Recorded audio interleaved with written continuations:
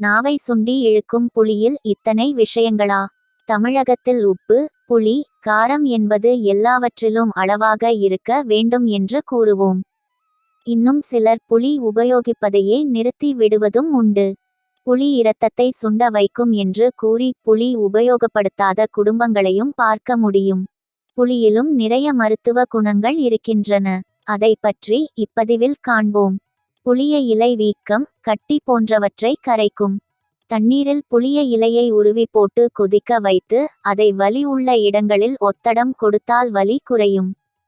தோள்பட்டை, மூட்டு போன்றவற்றில் வலி உள்ள இடங்களில் ஆமணக்கு எண்ணெய் தடவி அதன் மீது புளிய இலைகளை ஒட்ட வைத்து 2-3 மணி நேரம் கழித்து வெந்நீரால் ஒத்தடம் கொடுக்க வலி இருந்த இடம் தெரியாமல் மறையும்.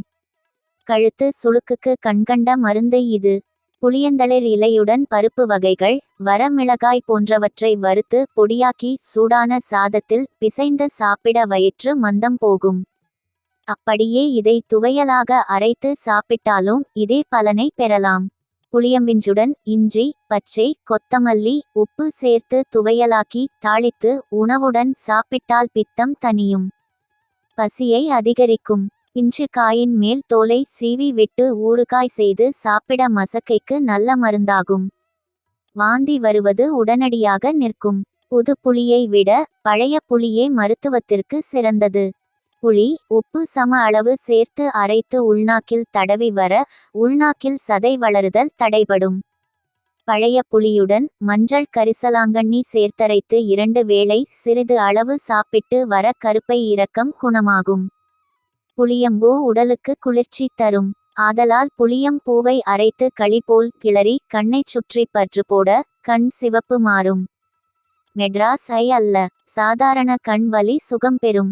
புளியம் பூக்களை அரைத்து கண்களின் மீது வைத்து துணியால் இரவு படுக்கும்போது கட்டி காலையில் எடுத்து விட்டு நல்ல நீரால் கண்களை கழுவினாலும் கண்வலி குணமாகும். புளியங்கொட்டை தோலுடன் கருவேலம்பட்டை தூள் கலந்து உப்பு சேர்த்து பல் தேய்த்து வர பல்லாட்டம், பல்கூச்சம், ஈறுகளில் இரத்தம் வருதல், பல் ஈறு வீக்கம் போன்றவை குணம் பெறும். புளியங்கொட்டையை வறுத்து ஊறவைத்து அதை சாப்பிட்டால் நீர் சுருக்கு போகும். புளியங்கொட்டை தோல், மாதுளம் பழத்தோலை உலர்த்தி தனித்தனியே தூளாக்கி சலித்து கலந்த 1 ஸ்பூன் தூளை பாலில் கலந்து சாப்பிட சீதபேதி குணமாகும். அதையே வெந்நீரில் கலந்து சாப்பிட்டால் வயிற்று பொறுமல், பேதி, வாந்தி குணமாகும். புளி கரைசலுடன் உப்பு, பிரண்டை சாறு கலந்து கொதிக்க வைத்து அந்த தைலத்தை வீக்கத்தின் மீது தடவினால் வீக்கம் குறையும். இதுபோல் புளியின் ஒவ்வொரு பாகமும் மருத்துவ குணம் உடையது.